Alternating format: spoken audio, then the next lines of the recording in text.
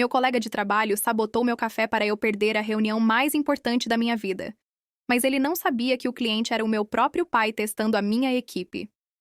O meu colega de secretária colocou um laxante fortíssimo no meu café 10 minutos antes da apresentação que definiria quem seria o novo diretor de operações da empresa, garantindo que eu passasse a reunião trancada na casa de banho enquanto ele roubava o meu projeto. Ele achou que tinha limpado o caminho para a promoção da sua vida, rindo-se pelas costas enquanto eu suava frio num cubículo de cerâmica.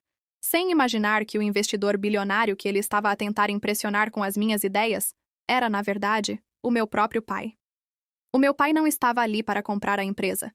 Ele estava a testar a integridade da equipa para decidir quem herdaria o controle do grupo familiar. Quando o meu colega terminou de apresentar o seu plano genial, o meu pai limitou-se a perguntar: "Onde está a pessoa que realmente escreveu isto?"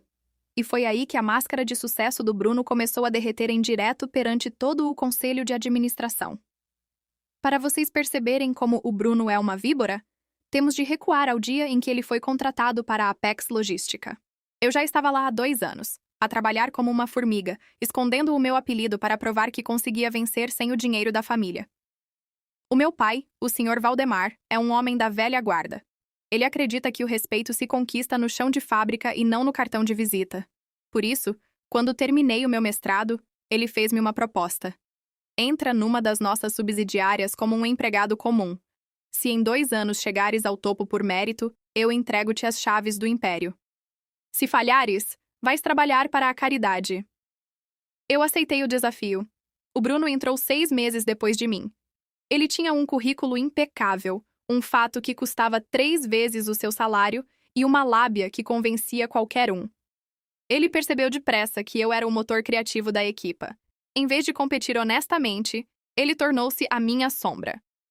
Deixa que eu revejo esse relatório, Luísa. Ou, não te preocupes com a apresentação, eu trato dos gráficos. No início, achei que era coleguismo. Depois percebi que era vampirismo. Ele era o tipo de pessoa que chegava 10 minutos depois de mim, mas fazia questão de ser visto pelo chefe a sair 10 minutos depois de toda a gente. Ele anotava cada ideia que eu lançava durante o almoço. E, misteriosamente, essas ideias apareciam nos e-mails dele para a gerência no dia seguinte. Mas eu era paciente. Eu sabia que a grande prova seria a reunião com o Grupo Orion. O que ninguém na empresa sabia é que o Grupo Orion é apenas uma das muitas empresas de fachada que o meu pai usa para auditar os seus próprios negócios.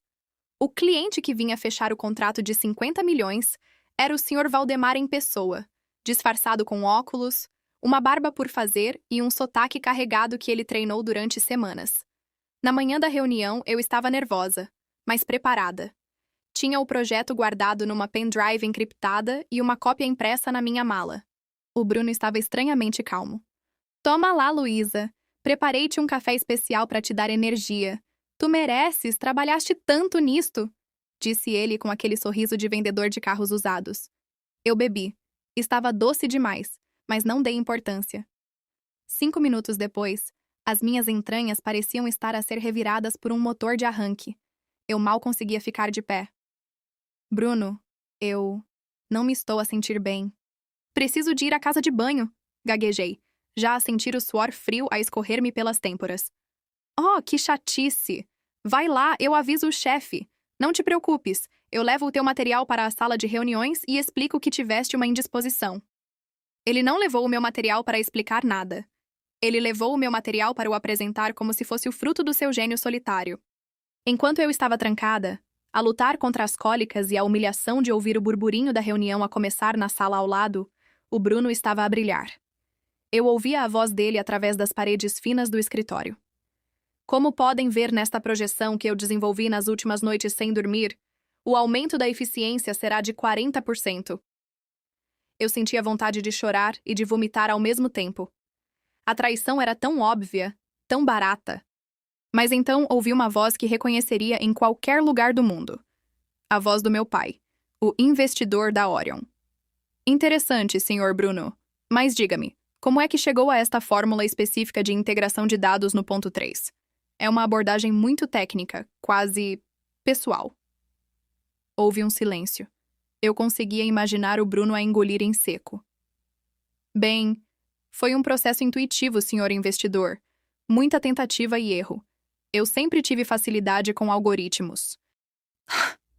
Engraçado, continuou o meu pai, e eu conseguia ouvir o tom de perigo na voz dele. Porque este algoritmo específico foi patenteado por uma jovem estudante de mestrado há 2 anos, uma tal de Luísa Valdemar. Por acaso temos uma Luísa nesta equipa, não temos? Onde está ela? O meu chefe imediato, o Dr. Henrique, que sempre adorou o Bruno, tentou intervir. A Luísa não se sentiu bem, Sr. Orion, mas o Bruno é o líder deste projeto. Ele pode responder a tudo. Não duvido muito, disse o meu pai, porque eu acabei de notar que a pendrive que está a usar tem as iniciais LV gravadas a laser no metal. Senhor Bruno, o senhor é um gênio ou um ladrão? Nesse momento, as cólicas deram-me tréguas o suficiente para eu me recompor. Lavei a cara com água gelada, ajeitei o meu blazer e saí daquela casa de banho com a fúria de quem já não tem nada a perder. Entrei na sala de reuniões sem bater. O Bruno estava branco. O Dr. Henrique estava confuso. E o meu pai estava sentado na cabeceira, a tirar os óculos escuros e a limpar a barba postiça com um lenço. Desculpem o atraso, disse eu, caminhando até a mesa. Parece que o café da empresa estava estragado. Ou talvez tivesse apenas um excesso de ambição alheia misturado no açúcar. Virei-me para o Bruno. O ponto 3, Bruno? Aquele que tu não conseguiste explicar? É um cálculo de redundância que eu desenvolvi baseada na tese do meu pai. Queres que eu explique ao cliente como funciona, ou preferes continuar a passar vergonha? O Bruno tentou rir, mas o som saiu como um engasgo. Luísa, que bom que apareceste. Eu estava apenas a fazer a introdução para ti. Mentira! Interrompeu o meu pai, levantando-se. A aura de investidor estrangeiro desapareceu, dando lugar ao CEO do grupo Valdemar, o homem que metade daquelas pessoas temia e a outra metade idolatrava. O Dr. Henrique levantou-se num salto, quase entornando a água. O Sr. Valdemar, o que é que... Como? Henrique, o teu departamento é um ninho de ratos, disse o meu pai, com uma calma assustadora. Tu deixaste que um charlatão roubasse o trabalho da minha melhor analista.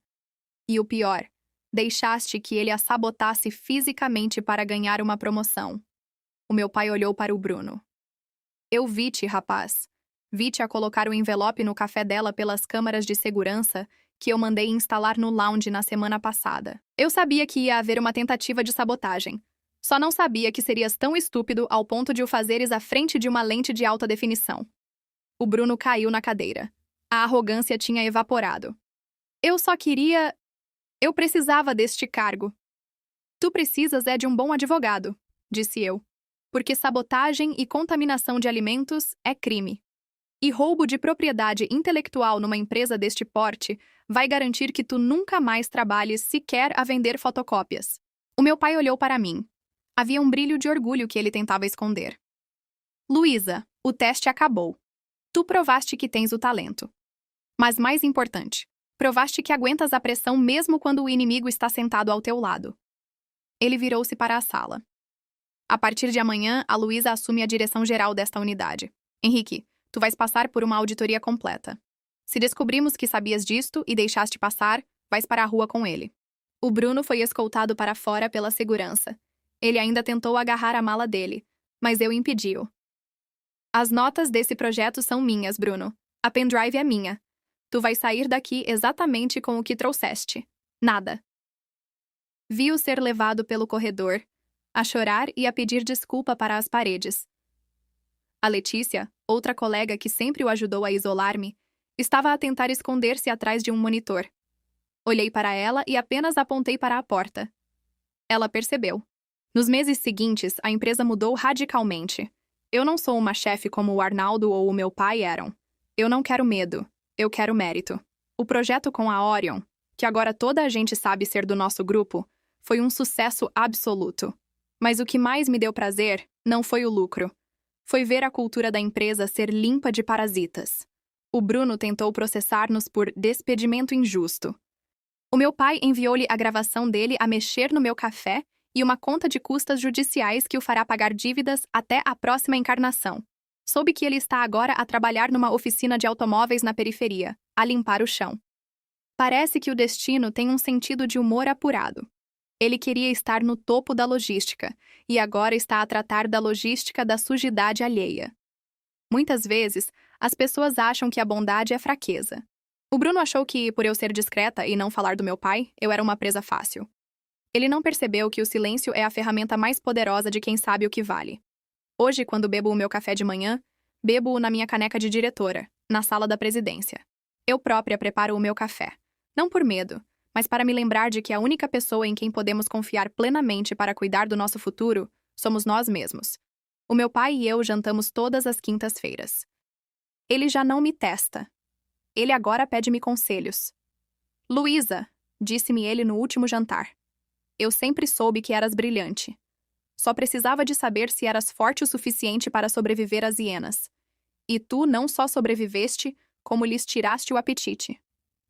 A vida é uma sucessão de reuniões, algumas importantes, outras nem tanto.